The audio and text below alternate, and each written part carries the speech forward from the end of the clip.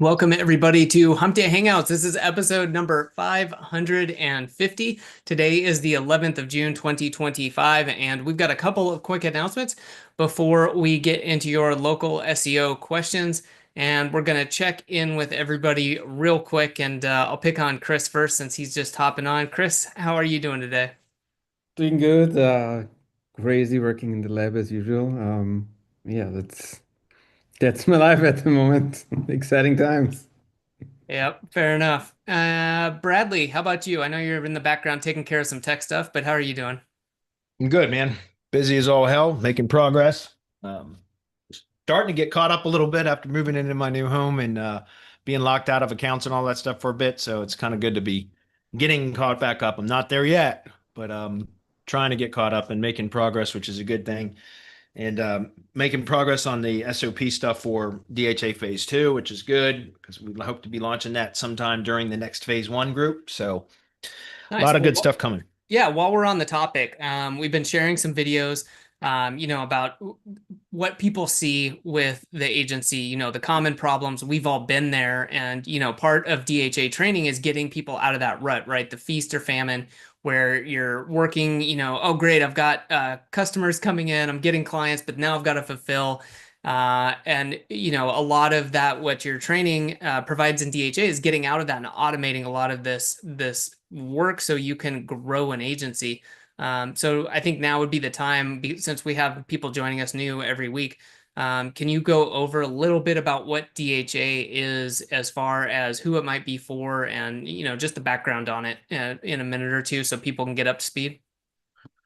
Yeah, so Directory Hybrid Agency, the DHA program, that's what stands for Directory Hybrid Agency. That is kind of the process that I've been using and developing for my own agency over the last over 4 years now, really going on 5 years, really. And it starts using selecting a particular industry, developing a brand, which could be a DBA, a doing business as, so a fictitious name of your whatever your main corporation is, but a brand specific name or a name that would be specific, a brand name specific to the industry that would be relevant to whatever industry it is that you select. And there's training for selecting an industry and all that kind of stuff. And then building a directory, and you use the directory as kind of your outreach process, like because you just contact clients or potential customers, right? So business owners within a with whatever your chosen industry is, you do cold email contact to them to just request that they confirm their company's contact information for their free directory listing on your directory, whatever the title of that is, if that makes sense. And the whole point is to get them to reply, to either confirm the information that you put in the email, which I intentionally leave the website field blank. So it says name, address, phone number, service area, and website address. But then I leave the website address blank in the email outreach because I want them to reply back and say, yes, that information is correct, but my website's missing, right? Or no, the phone number needs to be updated and also my website's missing. Something like that. The whole reason we leave that out intentionally because we want to elicit a response. And what happens is we get a reply back from cold email when we do the cold email outreach saying, hey, we're trying to confirm your contact information for your free directory listing on the treecarehq.com directory, something like that. They reply back. They either have updated the information or confirmed that it's accurate or whatever. And once we get a reply back, now we know we've got direct communication with, in my industry, it's almost always the business owner. In other industries, might be an executive or a receptionist or something like that. But now you have direct communication with somebody within that company. And so then from that point forward, there's the process of optimizing the listing. Once they reply, that's basically the green light for then publishing a listing on the directory. So we then have there's training for the VAs or VA or somebody within your team to then go publish the listing and identify the areas that the company that you are publishing the listing for has deficiencies or problems in their online presence. The virtual assistant or your team member who is responsible for publishing the listing should be able to identify those problems and then mark those in the contact record in the CRM, which we use high level for our CRM. And then after the listing is ready, then there's a listing delivery sequence. It's a set of automations that then kind of get the client to book a call, or the customer, the prospect, to book a call to then review the listing on the call. And that is the start of the sales conversation. So the listing delivery appointment is the start of the sales conversation. And I always kind of jump in with like the a sales call is always about, like, I tell them at the start of the call that we're going to cover two things. Like, hey, thanks for scheduling this call.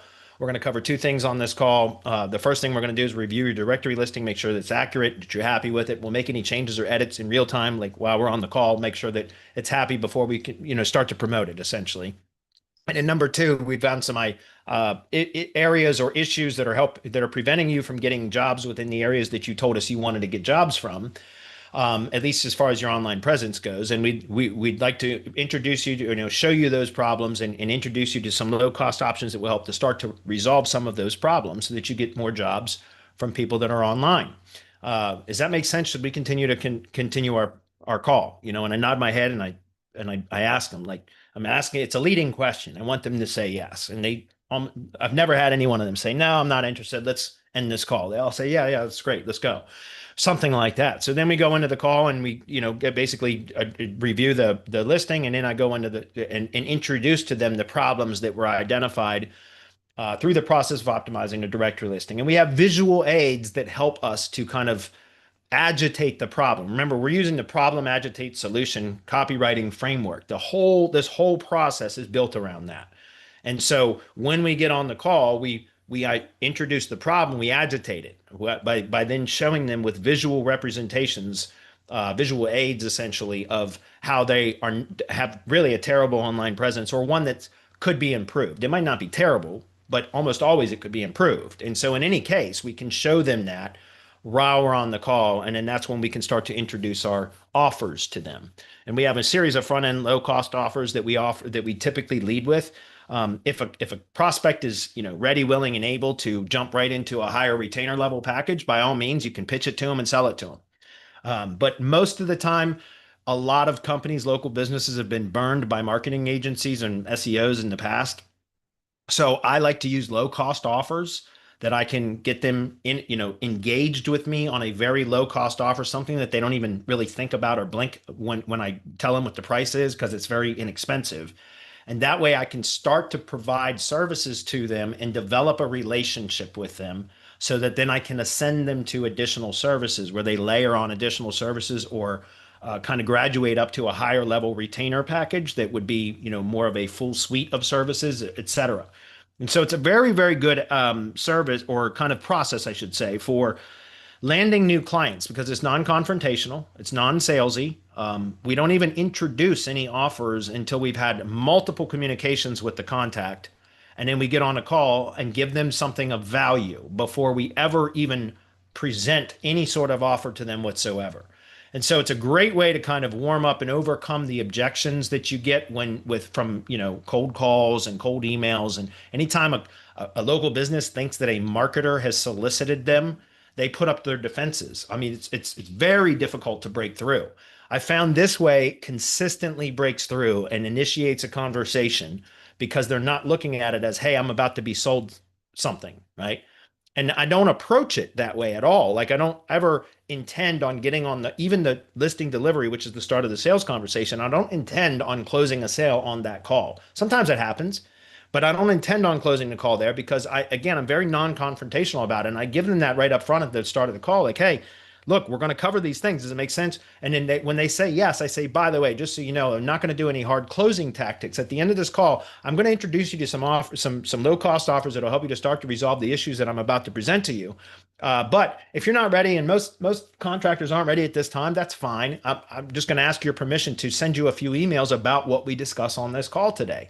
And in those emails, there will be a link to the offer if you want to check out, or a link to schedule another call with me if you have any additional questions. Is that fair? Does that sound reasonable? Nod your head.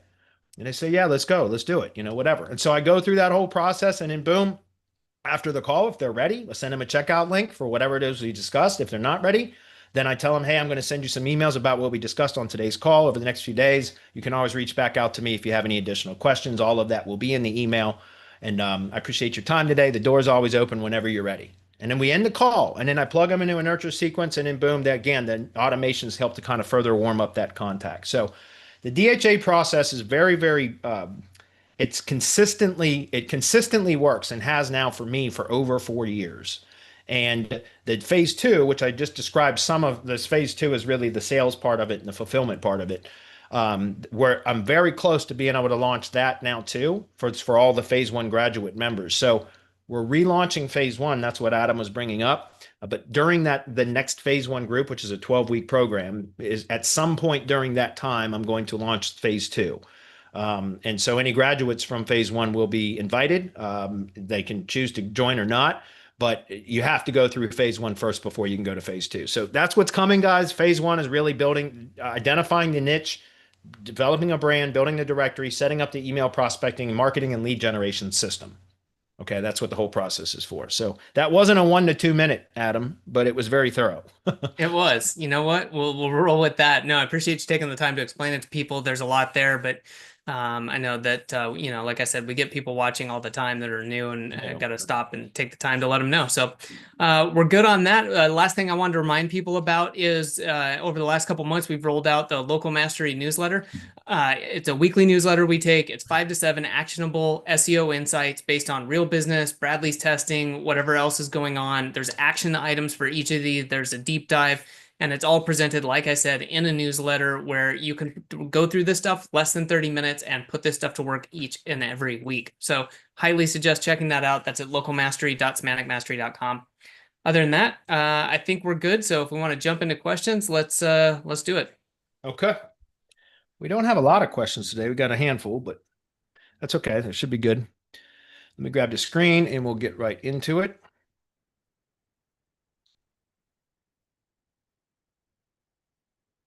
If we get done early, which never happens, get done early. Helping SEO out, guys. Go check this out.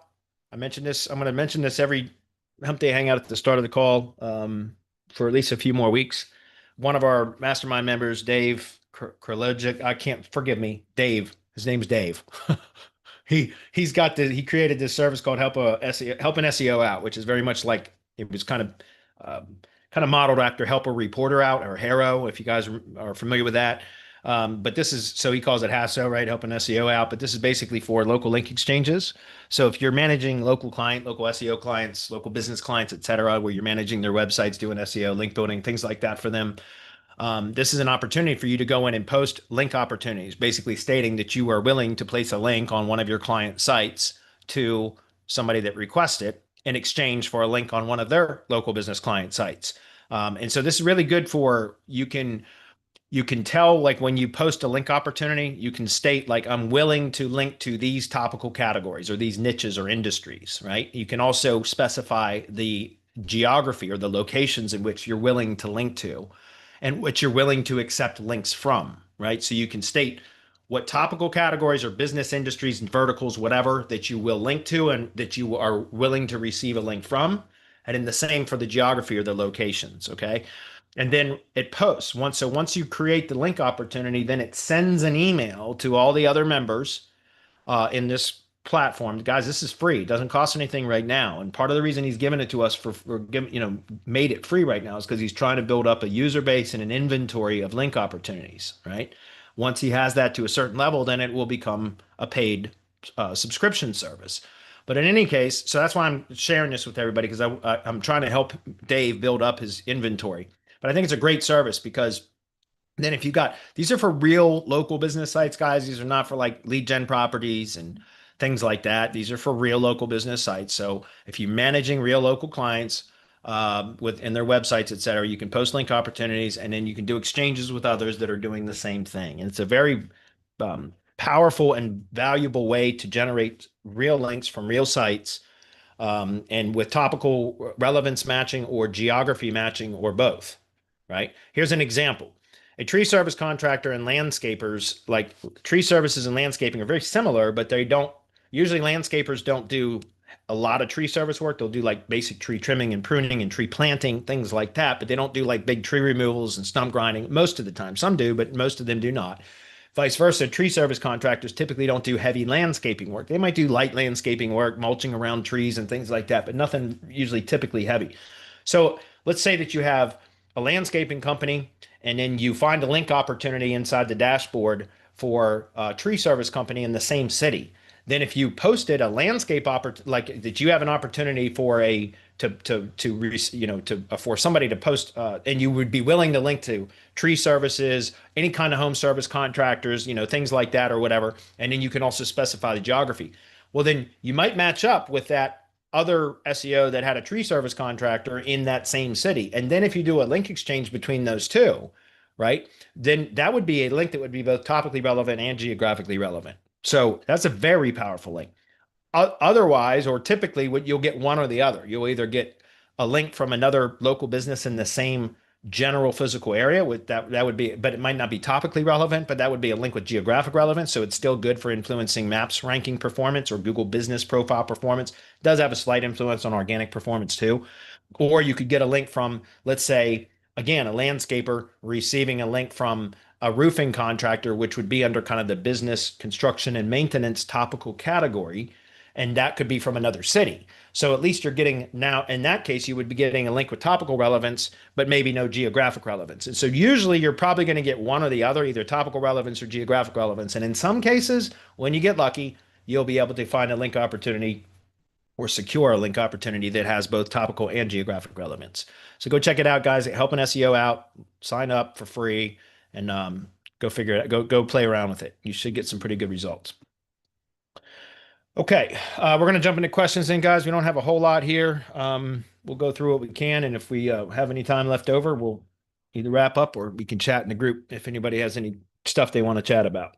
All right, so we're going to start with ULF. Ulf, not sure how to pronounce that. Can AI replace SEO? At some point, probably, yeah. I don't think it will yet.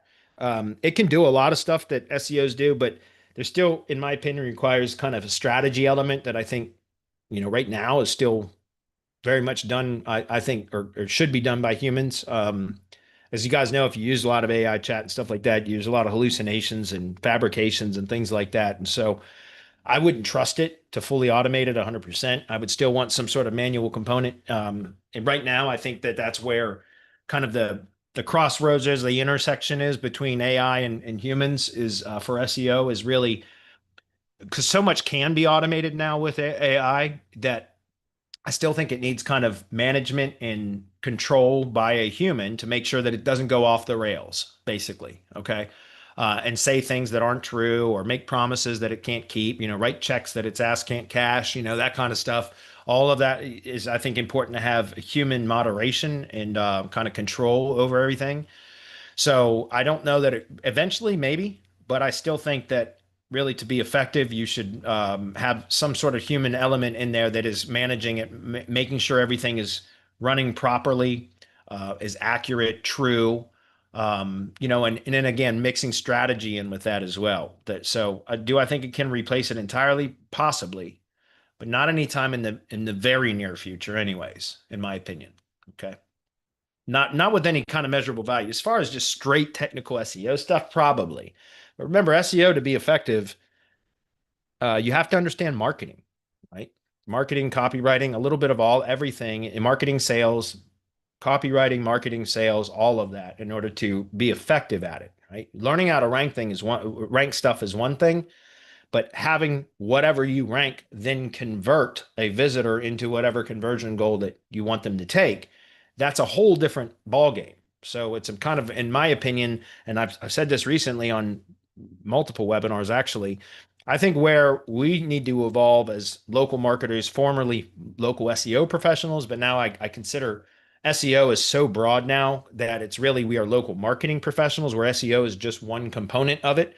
I truly believe that in order for us to stay relevant, we need to kind of get back to the traditional or the foundational like marketing principles of really understanding your buyer persona or different buyer personas, because usually there's going to be different types of buyer personas that would be interested in a company's products or services.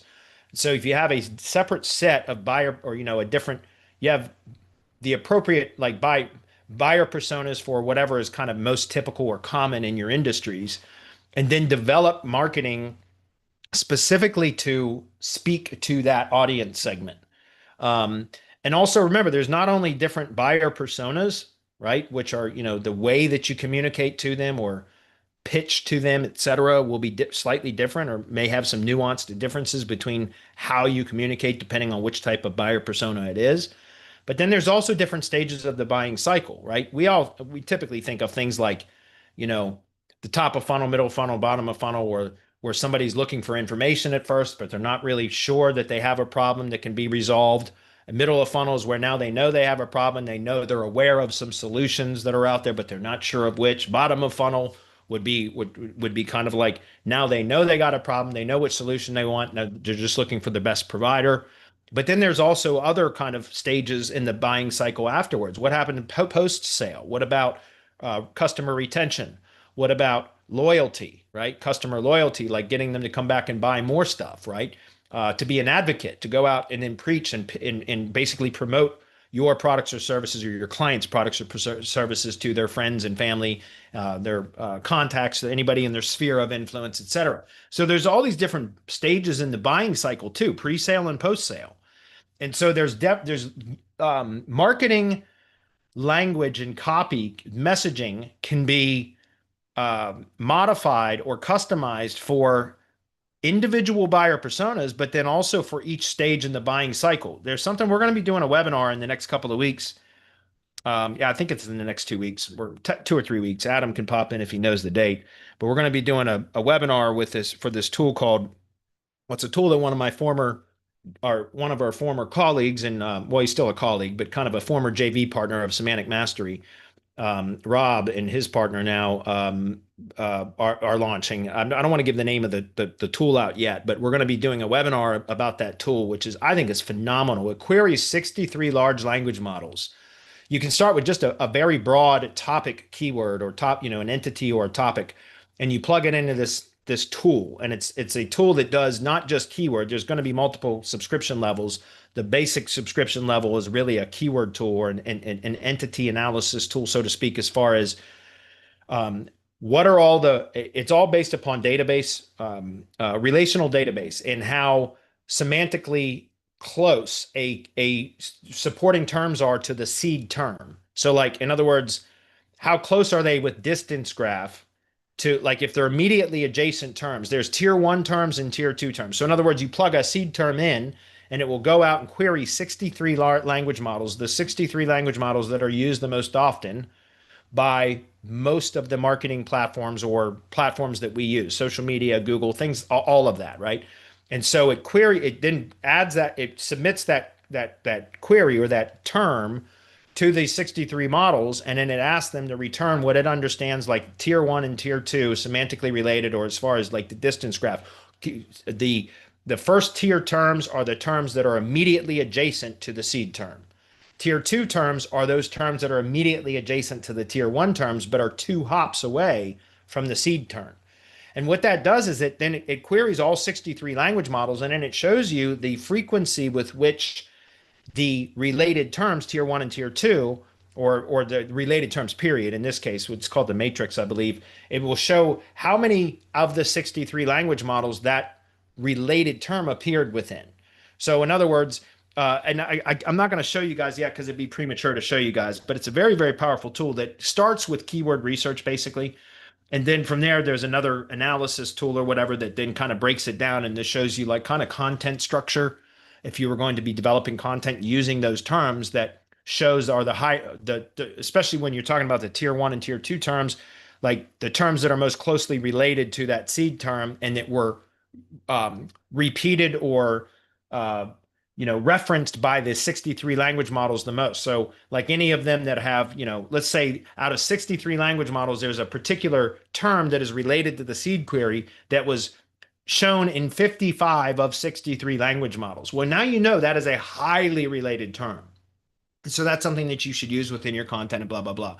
But then you can go in and look at the analysis, which is the next kind of function, or one of the functions, I should say, and it will break down those tier 1 terms with the tier 2 terms and kind of show a hierarchy based upon the parameters that you set, as to like, okay, if you're going to optimize a piece of content for this tier 1 term, here are the tier 2 related terms that you should have within headings or subheadings of that page, if that makes sense. So all of that is very similar to keyword stuff, but it's done, the methodology for how it's done is different, okay? And I think it's very powerful. But to get back to the original question, which was about kind of more about marketing and everything, that's the other options of that, or the other functionality of that tool. goes very deep into developing buyer personas and then finding different buyer personas. In an example, I was doing a demo of this tool in the mastermind. Mastermind has its benefits, guys, and you know, will demo stuff in the mastermind weeks before we'll do an actual public webinar about it. And so I was demoing this in the mastermind a couple of weeks ago, and I was showing, for example, I just put in tree care or tree service or whatever. And then I was just showing that, like, for example, where it shows, like, I think it's called Pathways is the name of the tool, but Pathways shows like different market segments or buyer segments for that industry, right? And so in my case, I put tree care or tree service, whatever it was. And in there, it showed some very interesting things. And I talked one of the newsletters that we're going to be publishing in the next week or two is going to be talking about this specifically. But it showed in there, like, for example, homeowners associations. So, like, in property managers, right? So for tree services, imagine, you know, creating a targeted marketing campaign to reach out to and contact homeowners associations and property management companies, right? Think about that. Property management companies that deal in either big residential developments and manage the grounds and all that stuff, right? And the properties do, you know, rentals and maintenance and all that kind of stuff, or big shopping centers and commercial areas and things like that. They all have groundskeeping work that needs to be done, trees that need to be trimmed, things like that. So homeowners associations for neighborhoods, residential developments, things like that. Again, typically they are going to have like their recommended providers list for homeowners in their communities. Will contact the HOA office and ask, like, hey, who do you recommend for pool cleaning or tree trimming or, you know, fence building or stuff like that. And so contacting and doing a direct response marketing campaign. This is what I was getting at with this comment, guys, which is getting back to traditional and direct response marketing tactics and principles. And we can use AI now to help us very quickly build out these different buyer persona segments for a particular industry, then develop all the content for a specific buyer persona, but then for each different stage within the sales cycle. Do you get it? And so now we're getting very, very targeted with our messaging that is if done right, will convert much higher than just generic content that is ranked in search, right? In Google search, we're typically, to get back, remember, can AI replace SEO? That was the original question. In search, we've typically really done whatever we could to rank a page. And conversion rate optimization, right, or conversion optimization or whatever is typically something that we do as kind of a secondary thing, unless we're driving paid traffic to. And then conversion rate optimization is something you prioritize. But in SEO, a lot of the times, at least in my experience in local SEO, is that most local SEOs are just trying to get shit ranked. It's, you know, conversion rate optimization can be damned initially. It's about getting it ranked first. And then once it's ranked, then they start working on trying to optimize for conversions, et cetera. But this takes that away, because instead of trying to just, it makes it better, because then you can do direct response marketing, meaning cold email, social media outreach, direct mail, physical mail. Guys, this takes the digital component away from it. It doesn't mean that you can't still also optimize for all those too. But I'm saying with tools like what we're going to be demoing and sharing with you guys in a webinar in a couple of weeks, this tool makes it so much easier to very quickly develop these buyer personas and content for each of the different, you know, stages within the buying cycle for each buyer persona, so that then you can start creating, again, cold email campaigns, social media outreach campaigns, advertising campaigns for, like, you know, YouTube ads and things like that. Direct mail, like I said, physical mail is still valuable. In fact, I think it actually converts better now than a lot of digital marketing stuff does, because it's, you know, it's not used as nearly as much. So it's not a saturated market anymore. And so we can use AI then to overcome SEO or replace the need for SEO, if that makes sense. I'm not saying you shouldn't also do SEO, but what I'm saying is, I think as Google loses market share, and it's not to just one other competitor, like, in other words, there's not one singular large language model or chat, you know, AI chat or anything that is taking the bulk of the market share, right? I mean, I guess Perplexity is one of the ones that is taking more away from search, I guess, for local than anything else.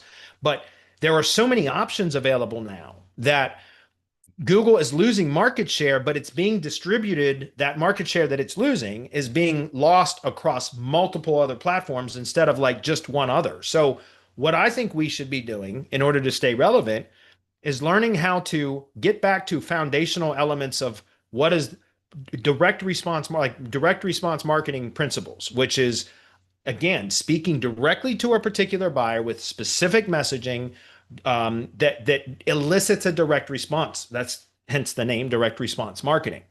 And so I think AI can help us to do all of that now in a much faster way because we now have access to all the data that AI has access to, right?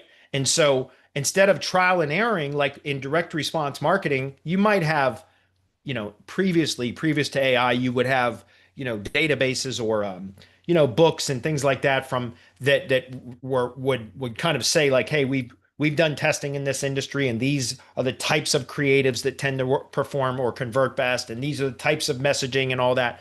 But now we have large language models where like all the data on the web is at our fingertips, and we can query with prompts or tools like what we're going to be demoing that does all the querying and all the prompting automatically. All you do is put a keyword in or a topic in and hit go, and then work that keyword or that topic through that tool, and it automatically creates all of this resources for you. And now you can create all these targeted marketing campaigns that aren't necessarily digital marketing reliant. Like in other words, again, there's a number of ways you can use that data to then target a specific segment within an audience. So I gave you guys one that was kind of very similar, HOAs and property management groups. Another one that came out that was introduced to me that I had seen before, but I never really took the time to think through it. And I've seen these in Search Console was for some of my tree service contractor clients that are in an area that have golf courses. Oftentimes in Search Console, I will see like tree maintenance, uh, tree tree care for golf courses, tree maintenance for golf courses, or golf course tree maintenance, things like that. So you see like in Search Console where that is a query that around golf courses, like golf course property maintenance managers and things like that, right? You think about like the cost. I just again, it's just another example of how this tool introduced to me like a whole nother subsegment of that we could be reaching out to for tree contractors that are in areas that have golf courses.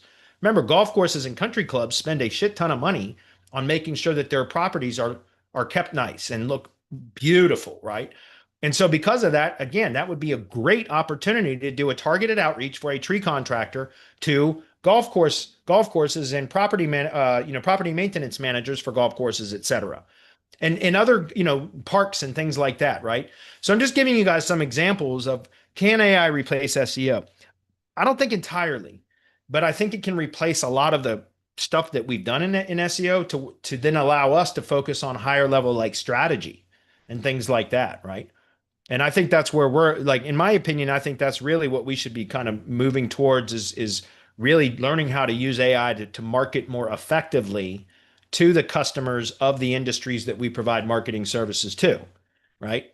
And because we're spreading out now across so many different channels, marketing channels, it's no longer just Google, right? Or in my industry, I almost focused entirely on Google because social media wasn't a good way to generate tree service leads. At least in my experience, it wasn't. But now, again, because people are across different large language models and all these different social media platforms and not even using search as much, we want to try to get our companies referenced and mentioned across all those different platforms, which means, and we talked about this in previous weeks on Hump Day Hangouts, publishing a shit ton of branded content that's always tying the company, the products or services and the locations that the products or services that the company provides and the locations in which it provides them. Publishing enough content across multiple platforms because different language models ingest content from different platforms, and you never know where the consumer is, which platforms the consumer is using. So it's best to try to establish a presence across as many as possible. How do you do that? Publish more content, not directly from the money site, because then that can create competing pages and on-page optimization, like again, redundancy, competing pages and all of that, which can lower the performance of the actual website.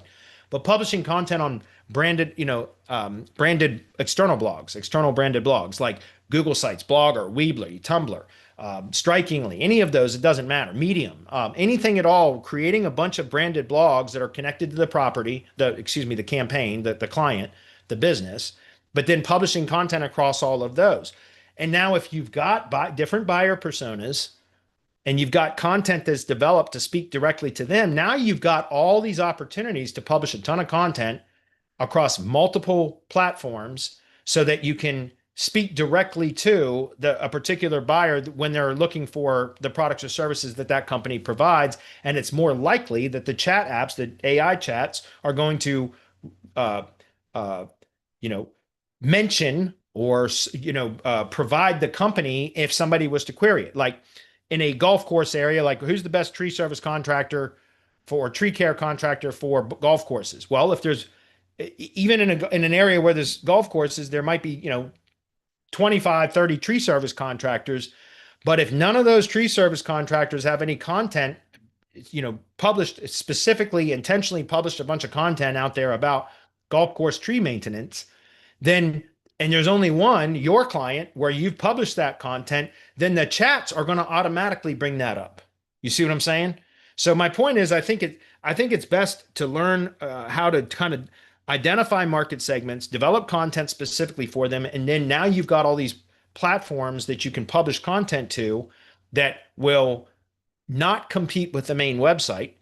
In fact, it actually kind of helps to improve it because you're publishing supporting content on these external branded blogs that typically don't have a lot of authority. But by publishing content to them, it helps to build the topical authority, which would make links from them back to the main website and maybe Google Map embeds and things like that more valuable because now those platforms, the blogs, external blogs, are more thoroughly optimized with relevant content. And it also creates the opportunity or presents the opportunity for more potential for the large language models to then serve the client's name, company name up when somebody is querying about the products or services in a particular area when that company has been publishing content about it. And especially with different content published for different types of buyer personas in different stages of the sales cycle, then there's enough of it out there that it can be very, like the results or the answers that the AI give can be very, very targeted and specific to what the searcher, the AI chat user was searching for. Do you understand? So that's kind of my take on how we should be evolving with today's AI and trying to move away from strictly SEO.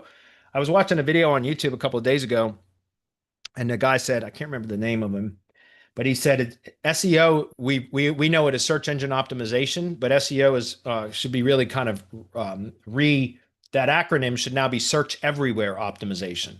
I can't remember the guy who said that, but it was on YouTube and I thought it was a pretty interesting statement. So instead of search engine optimization, SEO should be search everywhere optimization. And I tend to agree now. Okay.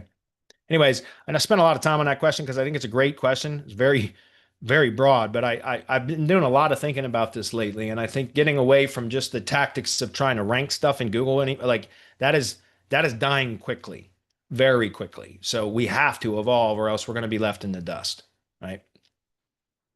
Great question, though, Ulf.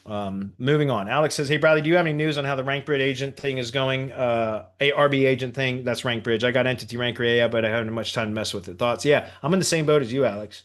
I haven't had much time to mess. I mean, I've spent at least 12 hours in setting that up and building out the SOPs as I'm doing it because it is very tedious.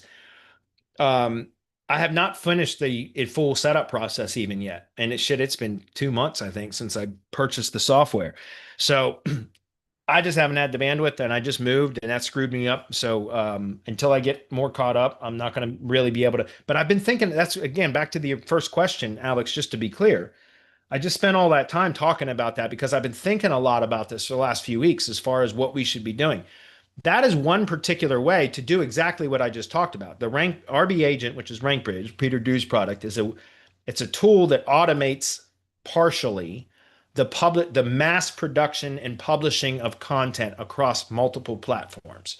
So everything that I just described in the answer to the previous question, I mean, was a lot of that was influenced by what I have learned through what Peter Drew has been teaching as part of the RankBridge stuff. So I want to give full credit to Peter for that. I think his particular tool, from my experience, not even getting through the full setup and execution of a run one full time yet, because it is very tedious. There's a ton of setup. I'm not saying there's anything wrong with that. I just know that I think that there may be some other ways to do it also, um, that might be a little bit easier to set up. Now, I don't know that because I haven't gotten through it. I've got some testing going on. Guys, we talked about this a couple of weeks ago, I think it was.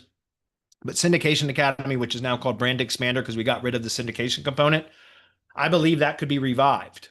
Not as it was from several years ago, because if you guys, some of you will know what I'm talking about, but Syndication Academy was really about using ifttt.com. So if this, then that.com, ifttt.com, but to create these, what they call applets, which were basically where you would take content from a particular source, usually the money site blog or a YouTube channel, and you would, from, or both, and you would connect them to other platforms, branded blogs, social media, bookmarking sites, document sharing sites, things like that. So you could then republish a post. So I would always use, for in Syndication Academy, we taught to use an RSS trigger from the main websites, the blog, or a YouTube connection. Either way, whenever you publish content, it would then republish that content across all the different other accounts that you had connected. And it would be an attribution link, so a link citing the original source, just like in press releases, right? In press releases, there's the original, and then there's all the copies. The copies all have an attribution link that point to the original. So whoever the original publication is, then all the others have a link that points to it, right? Because it's saying that the original, this is republished from this original source. And so that's what we would do with IFTTT, with the Syndication Academy training. But over time, that republishing of the same content, so it was copies. People say, well, isn't that duplicate content? No, it's duplicate content on the same domain. But when it's the same content republished on different domains, it's the original and in copies. It's not duplicate content. Okay.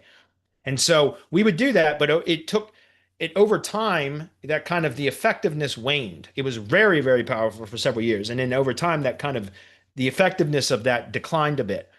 And so we eliminated the syndication part of it, but the valuable part for a few years there was still building additional branded assets, optimizing them properly, interlinking them with other assets, all of that. And so we continued the Brand Expander training. We rebranded it as Brand Expander training instead of Syndication Academy training, because part of the Syndication Academy training was going out and finding all the different platforms that you could create a profile on that then could be connected to auto post to, if that makes sense. So the Brand Expander training eliminated the syndication component, but kept the building of additional profiles, because that helps to build authority, branded location authority, when you're talking about a local business. Okay. However, I think now, because of AI, we have the ability, and I started testing with this a couple of weeks ago before I started my move. Then I started my move and I haven't touched it since. But I set up an N8N, to start developing an app that will take and one of our, everybody knows Brian Caddo, I'm sure. Brian came on with Adam and I on a call about 2 weeks ago. We have a little AI mini mastermind where we talk about this stuff. And Brian was showing me some stuff that he's done. And that just floored me. I was just like, oh my God, that Syndication Academy with the AI component, we should absolutely revive this. And so I thought about it, started to set it up. I haven't messed with it since. But N8N, where you can take a trigger, an RSS feed, whatever, and it does, by the way, it doesn't have to be from the money site. So you could use like Blogger or, WordPress.com or whatever you want, as Medium even, as the primary blog, and then you would use that as the trigger point. So you would publish content at the original trigger, then the RSS feed, or however you decide for it to find that new post from the source, however you set the trigger up. Once it has new content, then instead of it just republishing that content, that same exact content, it can feed into a ChatGPT or whatever, Claude or whatever it is that you integrate as the AI agent. So to then analyze the content, you can set prompts in there with specific guidelines. You can even pre-feed the chat, right, with content that about the products and services of the company, frequently asked questions. So basically, like a knowledge base, you can feed all of that into the chat, and then that chat now becomes the receiver of that first piece of content. And then that chat with the prompts that you set can then rewrite that content. You could say rewrite the content, keeping the topic intact, but picking a subtopic to then rewrite a new article about a subtopic that supports the original article, and then republish that, the first version of it on, let's say, Blogger, and then going to create a second version of that with a different subtopic relevant to the top level topic that was originally published in the original article. And you're going to now write a whole new article about the subtopic to support the primary topic that is now going to be published on WordPress.com, right? And you can add all these different targeted platforms, different social media, branded web or branded blogs, etc., that can all be attached now to this. And every time instead of it being the same piece of content just republished or the same piece of content rewritten, now it's one piece of content that's kind of a top level topic term or whatever. And then all the supporting content now that is specific and unique to a subtopic within that main topic that is now published, linking back to the original post. And it could all, by the way, it can also link back directly to the main website. The point that I'm trying to make now is that you now have the ability, because of AI, to take, with all these advanced prompts and the prompt chaining or the agent chaining, right, that you could put together in N8N to make it to where you have every single piece of content from one original piece of content is now written with specific parameters to keep, you can have specific structure recommendations within the prompts and everything about how you want the articles written, the number of H1s or excuse me, H2s, subheadings, etc. All that kind of stuff can be put in there, and it can then be automated through these AI agents. And I just use N8N for that because I had set that up as I'm building that out. But you could do it with any of them, make any of those whatsoever out there. Okay, does that make sense? And I think that's where the biggest, I think there's an opportunity there to build an app that will do that, to where all you have to do is really focus in on generating content from one source. And then it's going to automatically cascade through all these different platforms and blogs, et cetera, that you've set up, but it will all be unique and original content, right? Instead of always being republished content. So I think that's where really the big thing is going to go, as far as how, and that's why I said, getting back to the original, the first question that we saw here about, this is my kind of what I've been thinking a lot about for the last few weeks about how I should be moving my business and forward and evolving to get away from just SEO and more to traditional marketing, and still in the digital environment. And so using the example that I just described about using N8N or something like that, you could very quickly develop those buyer personas and then the different the cycles within the stages within the sales cycle, and develop content. Remember, you only have to really come up with the concepts one time for each buyer persona, and then one time for each stage within the buying cycle that you want to target, because you might not want to target all of them. And then you come up with that one time and you just create. And by the way, this is why I keep telling everybody, go into one industry, guys, because if you're in one industry, you can develop all this stuff out, and then you can start running with it and refine it, right? Improve it as you go based upon conversion tracking and all that kind of stuff. You can determine what is most effective and constantly refine it. If you try to do this across multiple industries, you're going to be stuck in the setup process most of the time. And so that's why I've not done a whole lot with the RankBridge stuff, is because I haven't had the time. It is very, very time consuming. And I get it. I understand the whole point. It's all that setup, but there's got to be ways that we can make it more efficient, right? And so that's kind of what I've been thinking about a lot the last couple of weeks. But unfortunately, I haven't had a lot of time to play with either RankBridge or the N8N, finish setting that up, because I just haven't had the time. I'm hoping in another week to 10 days, I'll be caught up, and then I want to get back onto that again. So ask me again in a couple of weeks, Alex. I think there's a real opportunity, though, for using AI to kind of help us develop that stuff out in a very efficient way, and then produce all the content, and just create a much bigger footprint for the client, so to speak. All right. Who's Ivan said, I remember you talked about testing a contact form submission tool for lead gen. Do you have any updates on that? Yeah, I did. I do. I posted it in the group the other day. I can't. So I was going to go try to find it, but I don't have enough time to find it right now. Anyways, I tested this contact form submission service. They require you to do 10,000 contacts minimum, and it's $4, 4 cents per contact form submission. And you have to do 10, they require a minimum of 10,000 commitments. So that's $400. And then there's a service fee for generating the list. So I think it's like $430. And I tried it, and I should have never done it.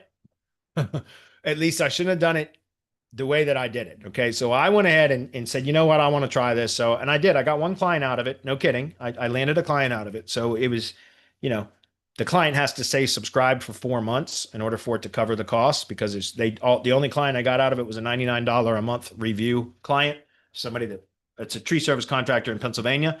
And we're setting up reviews service for them through High Level. So that's a $99 a month subscription service. And so they got to stay subscribed for 4 months for me to recover the cost, if that makes sense. But I spent $430 and it did, 10,000. But the problem was I could have set up and I didn't know because I hadn't tested it and I just pulled the trigger on it and said, screw it, let's just try it, see what happens. And what happened was I put my primary email in that got sent and my mobile phone number that is connected with the High Level account for Tree Care HQ. So that's what I put in there was my main email address for Tree Care HQ and my main mobile number for my Tree Care HQ profile, if that makes sense. And what happens is, and I should have known this because I talked about this before, but I used to do voicemail drops with cold prospecting outreach to tree service contractors. And for those of you who don't know what a voicemail drop is, that's where it's a ringless voicemail where it inserts a voicemail into a mobile phone voicemail without the phone ringing or without, you know what I mean? Like, or so, and the way that High Level did it, I don't know if it's still the way that High Level does it, but 4 years ago when I was doing voicemail drops or ringless voicemail, what High Level would do is it would call the phone number. And then while that number was ringing from that one call, it would call a second time, which would on mobile phones send it directly to voicemail, the second call. Do you get it? And so it would call the one number and then it would call the number immediately while it was still ringing on the first call. And then it would get to voicemail and then it would insert the MP3 that we would record and add to the campaign or whatever once the voicemail recording picked up or the beep or whatever it was, then it would leave that MP3, insert that MP3. And back then, 4 or 5 years ago, when I was doing voicemail drops and testing for the directory outreach process, the DHA cold outreach process, I was doing cold email and voicemail drops. What was happening with tree service guys back then was they would see a missed call and the voicemail would be on their phone, but they wouldn't even listen to the voicemail. They would just see the missed call and then they would call the number back. And so there was this awkward transition where I was receiving calls throughout the day from tree guys that I had sent a voicemail message to that specifically was telling them, hey, I sent you an email with your company's contact information as we understand it. We're trying to confirm it for your directory listing on the treecarehq.com directory. Go check out your email. And if you take a moment to reply back, let us know if it's accurate or if any changes are needed, blah, blah, blah. They wouldn't hear any of that. They would just call me. And so I would answer the phone and there'd be this awkward, like, hey, you called for an estimate. And then there would be this really strange and awkward kind of transition where I would try to recover that conversation and steer it away from like them thinking that I'm trying to get an estimate for a tree service to, hey, I'm trying to, it was very strange and awkward. And so it just didn't work out. So I turned it off and I just went to straight cold email. Well, when I started this campaign with this contact form submission service, I put my phone number in and my email in. And so what happens is this company went out and hit 10,000 contact forms from tree service companies across the United States over the course of like 3 weeks, 2 or 3 weeks, or whatever it was. And I would get hammered with calls. I mean, for the last couple of weeks, guys, I'd get dozens and dozens of calls from tree service contractors per day on my phone. And so I just let them go to voicemail. I'm not fucking answering the phone. And I also got a shit ton of SMSs. I also got a whole lot of emails because a lot of those contact forms are through like Jobber and stuff like that now that have automations. And so when the contact form is submitted, it sends an SMS confirming acknowledgement of the contact form submission. So I just got over the last several weeks, I've been hammered with SMSs, emails, and voicemails from tree service contractors that thought I was asking for an estimate request when really I was pitching them on a review service. I did end up getting one client out of it. And by the way, it is kind of interesting, and just to be very clear, because we're going to run out of time in a minute anyway, as I was worried we weren't going to have enough time or we're going to have enough questions.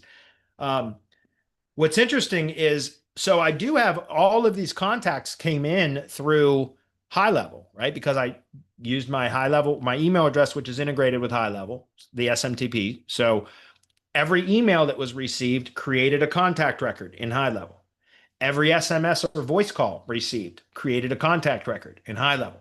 So even though it was very annoying and disturbing throughout the day to have all those SMSs and emails and voice calls coming in and all that kind of stuff, and I just ignored most of them, I now have thousands, literally thousands of new tree contractors in my database in TreeCareHQ high level account, if you get what I'm saying. So I can go in and now I've got a whole new set of contacts that I know I have direct communication with because they replied to my contact form submission, right? So in all reality, even though I've only sold one client because I was the only one that I actually ended up communicating with, I have literally hundreds, if not over 1,000 or more contacts that are now in the database that I know I have valid communication with.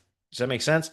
So how would I have done it differently? Well, now that I know how it works, what I would do is set up, and I'm willing to try it again, but I got to do some setup first. And that is in high level, I can set it up to where I issue a new phone number so that all the replies coming in on that phone number are isolated to this one campaign, right? So I could add a new phone number to high level that would be dedicated to this contact form submission campaign.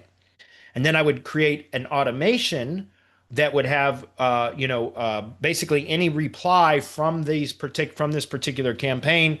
It would, then send an automated reply back, right? So, for example, if I got an inbound text message or an inbound voicemail from one of these contractors that we submitted the contact form submission service that, we contacted them through their contact form submission, and they reply back, it would send an automated message to them that would then clarify or kind of add more detail as to what the contact request was about, if that makes sense. So I can automate the replies to the initial responses that came back from the contact form submission. Now that I know how it works, I could do that. It would take me, a few hours to set it up, but I could set up a landing page. I could set up voicemails so that like in MP3s so that I could send voicemail drops. So in other words, if a call came in and or an SMS or something, then I could have an automation to do a voicemail drop to that number. So in other words, a call comes in and we'll put a wait step in for 2 minutes or whatever it is, and then it would say, okay, now send a ringless voicemail back to that number that call came in on. And so it would then send a voicemail message that would say, hey, you replied back to our contact form submission, but I'm not actually looking for tree services. What I was trying to do is whatever. Look, here's the thing. If I set all that up to where I can basically provide more detail about what it is that I'm pitching in an automated way, then across 10,000 contacts, what do I care? I don't care if I piss some people off. I got one with no kind of follow up, no automation or nothing built into this first test campaign. I did get one client out of it. I spent $400 to secure that client, but I got one client. Now that I know how it works, if I take the time to go through and set it up to where I have automated replies and responses, etc., then I could do it again the next time, and I likely will get significantly higher number of closes out of it, right? So anyway, I'll give you guys more detail on that when I have time to kind of post-mortem look at all that stuff, right?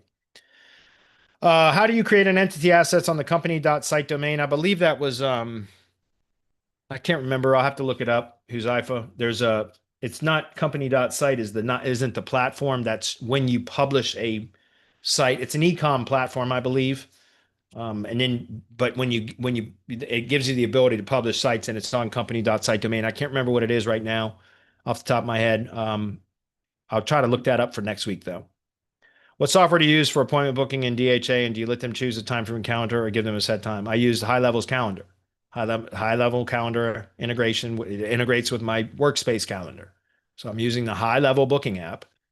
And I let clients like tree service contractors or semantic, white label clients, etc., they can book with me. But when I set this up for tree contractors, High Level for tree contractors, customers don't book their appointments for tree contractors. They request an appointment, and then the contractor calls the customer to schedule the appointment when it's convenient for both the customer and the contractor.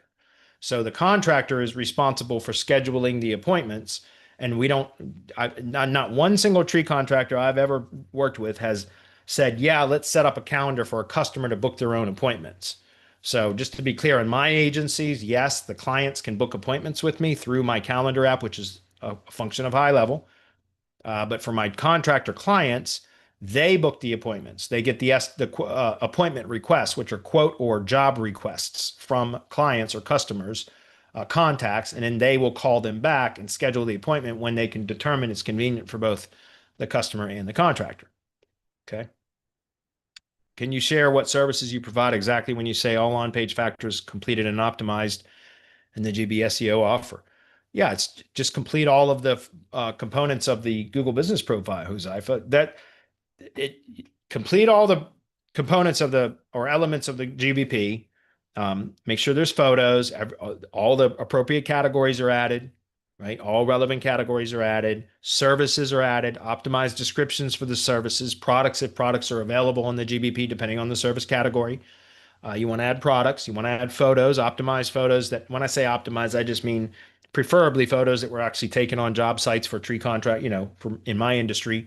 But then we do QR code and logo overlay on 10 images and upload them. So just basically all on-page factors completed and optimized. It's pretty self-explanatory. For that, like that should be Google Business Profiles.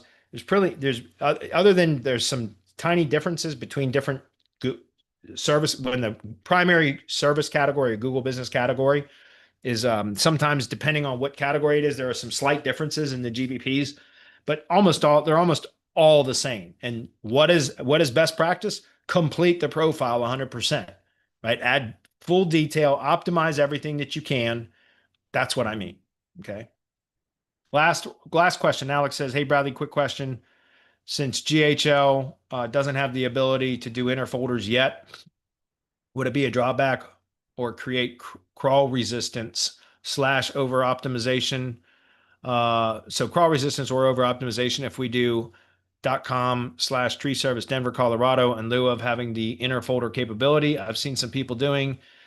Is that just the case of bad SEO or emulating the inner folder structure can help?" No, I mean, look, I don't like to over optimize the URL. That's all I'm saying. Okay. So if personally, you don't really, I mean, look, the URL structure, I talk about this, guys. I've been teaching about this for fucking 10 years. No kidding. But the difference, it's what you call a virtual silo or physical silo. A virtual silo is you still create silo structure, but the URL doesn't show it. Right? The URL is just going to say domain.com/permalink or post slug, page slug, whatever it is. So the hierarchy of the page structure doesn't show in the URL. That's a virtual silo. A physical silo, it shows in the URL. So that would be like in WordPress if you use the category/post name permalink structure. Then you were going to see it all in the URL. I prefer to see it in the URL personally. But I don't like to over optimize the URLs, the slugs, right? The permalinks. And so I don't like these types of permalinks because usually tree service in my industry would be in the domain or something very similar. And so I'm usually just going to have Denver as the slug, right? Or Denver-CO, right? Because I don't want to over optimize. But can you do that? Yeah, of course you can. But the reason why I don't like to I say over optimize the URLs, and that's not really over optimization. But well, it depends. It depends on what the SEO, or excuse me, the domain is. But because remember, that's the first touch point, guys, not just for Google, but for language models, right? How does all the bots crawl the web? It's through links. So links is always the first touch point, right? It's always the link first, and then they read from right to left, or excuse me, left to right, top to bottom. So the bots do, right? So very much like we read in English, right? So they read left to right, top to bottom. So you got the URL, then you have the SEO title. Then there's the H1. I'm talking about the main optimization elements of the page, right? So there's the URL, SEO title, then the H1, which is another title. The titles are the SEO title or meta title, and the H1, which is the page or post title, right? So URL titles, then you have headings, H2s, subheadings, H3s, 4s, 5s, etc. Internal links and media, or media and internal links, right? Those are your main optimization elements. And so if you're going to be optimizing those other elements of the page, then I like to de-optimize the URL to just be basically the essence of what the page is. So treecare.com/Denver is what I would put, or Denver-CO, right? But yeah, can you do that? Yes, you can. But just you got to be careful because remember, when you have a very optimized URL or permalink, then at least according to Google, it doesn't matter the language models, but to Google, it's like the first touch point when it's super optimized, it's like it taints the lens in which Google is going to be looking at the rest of the page through. Do you understand? It's almost like you're flagging it right off the start. Okay, well, this smells fishy. It smells like an SEO's got his hands all over this, right? Because the first touch point's super optimized. I'm not saying you can't do it. I'm just saying be careful because that can oftentimes trigger over optimization if you've super optimized the rest of the page. So just be careful with that. That's all. Can you do that? Yes, of course you can. Okay. If somebody doesn't want to create subdomain sites but wants to use one domain for all location pages, can you do that? Yeah, of course you can. Remember though, there's a little bit of danger with that because if the site ever gets penalized by something, everything's going to tank. If you have subdomains, if the root domain gets slapped with a penalty, then all subdomains will get hurt. But if the subdomain, any individual subdomain gets slapped with a penalty, it will isolate to that particular subdomain. So that's part of the reason why I like to use subdomains. All right. Okay, you guys were quiet today. There wasn't a lot of comments or anything else, so I'm going to wrap it up. I don't see any other questions or anything. So, and I think my partner's all bounced. So I'm going to jump out of here, guys. Appreciate you guys being here. We'll be here next week as well. So thanks everybody. We'll see you next week.